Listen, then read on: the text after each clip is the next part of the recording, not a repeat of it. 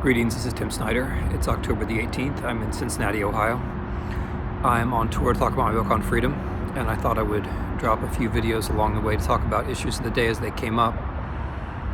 The issue of today is fascism. So I just walked across Center Bridge here in Cincinnati, which is a bridge that allows you to go back and forth from Ohio to Kentucky. Always liked that idea that there were a bridge or bridges that you could get from one state to the other. Wonderful view of the Ohio River. Not so many people out walking. There was a young white woman jogging, African-American guy having a melancholy phone conversation, a couple of young Hispanic dudes who very politely yelled out, "On your left," as they rode by me on their bikes. And that's America, right? That mixture, crossing a bridge, one state, another state, various kinds of people doing their things. I had this on my mind as I was thinking about the newspaper today, New York Times, particular article, Jonathan Weisman, about the use of the word fascism. And it's a funny thing, fascism, it's a funny thing, because we have the thing, but people are afraid to use the word. So let me start with the word. The word was made up by the fascists themselves. The word was made up by Mussolini. It was meant positively. It was the fascists praising themselves for being fascists. And then it became negative after the fascists lost the Second World War. The far left, the communists, the Soviets, used the word fascist as a general criticism, and you still see people do this sometimes in some parts of the world on the left. And now we're at this curious place where this new place in the 21st century where fascists call other people fascists. This started in Russia with Putin, and now we have it with America and Trump. People who are fascists calling other people fascists. It's something that I call schizofascism. And then they're very sensitive if you call them fascists yourself, and this goes for both Putin and Trump. So they'll call other people fascists, they'll be fascists, but then they're very sensitive if you call them a fascist. It's like fascism is itself their safe space, which is weird. So there's the word and there's the thing. So what is the thing? The thing is hard to define because the thing has always been about resisting reason, resisting logic, so resisting definitions, resisting clear concepts. Fascism is about precisely unreason. It's about emotion. It's about will. It's about will over everything else. And will over everything else means that institutions don't mean anything, constitutions don't mean anything, laws don't mean anything. The only thing that matters is the person who has the strongest will, who of course is the leader, the Führer, as they say in German, the Duce in Italian. And so fascism is characterized by a cult of the will, and then also a cult of a particular leader.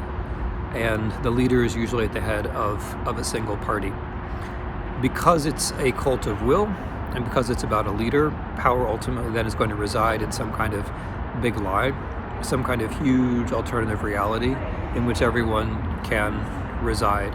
That can very often be a conspiracy theory, for example, the idea that the Jews run the world, but it's going to be some kind of big falsehood, like, I won a presidential election that I lost, that sort of thing.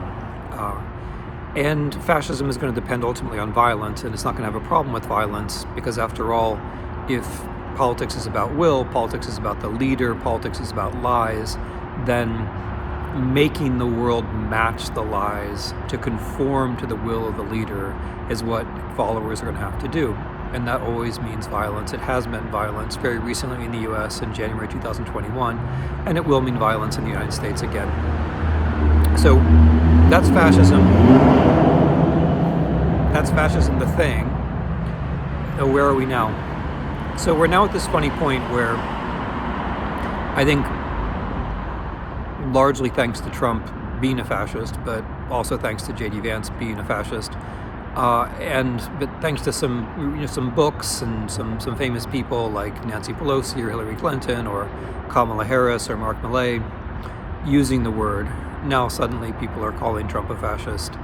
And of course he's being very sensitive about this, as he would be. A lot of this has to do, though, with a debate which has been on for a long time in other circles. Importantly, Jason Stanley wrote a book called How Fascism Works, which I think did a lot to mainstream this idea and the word, or to return the word to the center of at least academic discussions. And I think that had a lot to do with it becoming more public. However that may be, where we are now is that we have people who are calling the fascists, and the fascists themselves are being prickly about it. So what do we do? Well, I'm going to use the next just minute or two, because I want to keep these things short, to answer a question.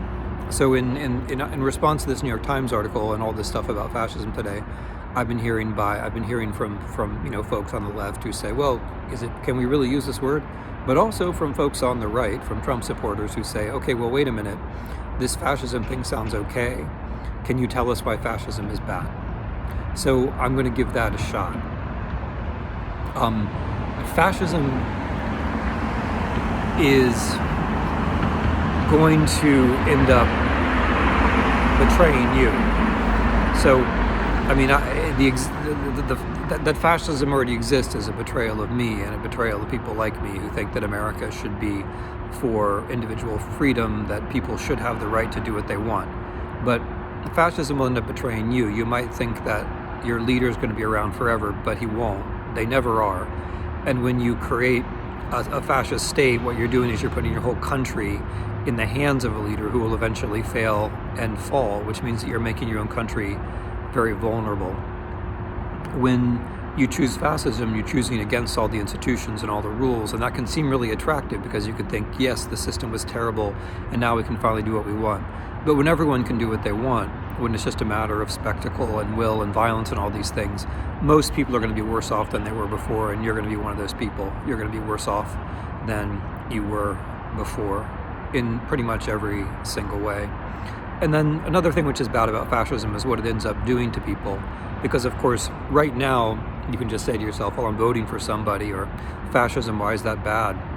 But as the evil continues, you will be drawn into it, and you will do things which you will then maybe not be able to explain, not want to explain, rationalize till the day you die, and your children and your grandchildren are going to have to be the ones who try to figure it out and pick up the pieces after you and the remnants of this country, if there still is a country. And finally, last but not least, fascism is always going to mean, in the end, that you're living a lie, that you're living in somebody else's story. You might feel, what fascism does is it gives you this feeling that, hey, I'm on the right side. I'm with the tough people. It gives you this feeling that you're somebody because you're against something else. But ultimately, that's an empty story. Ultimately, in that politics of us and them, the them suffer, but the us suffer in a different way. Because in fascism, you turn out not to be anybody at all. In fascism, you turn out just to be a tool, just to be someone who's turned against other people. You turn out not to have any definition at all. You turn out to be a person without any qualities. You turn out to be just a character in somebody else's story. So these are the personal things. I'm going to leave aside the fact that fascism was why we fought the Second World War. I'm going to leave aside that all the fascist regimes in the past have eventually failed. I'm just going to leave you with these personal things for those folks today who ask me, well, hey, why is fascism bad? Timothy Snyder, October 18th, 2024, Cincinnati, Ohio.